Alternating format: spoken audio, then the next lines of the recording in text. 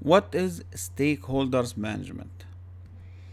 Now, stakeholders management is the management of the individuals who are involved in the procurement transaction inside and outside your organization.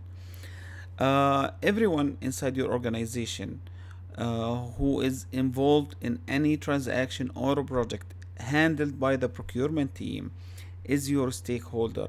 Outside your organization is the supplier that you are dealing with, and your role as a procurement professional is to manage these stakeholders and to manage their requests to meet the needed outcome from this project or this request. Think of these stakeholders as your customers.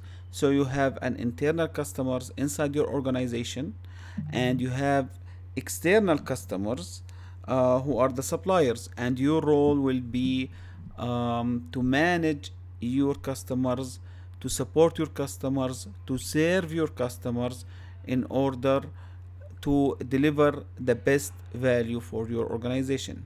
Thank you for watching, and I'll see you in the next section.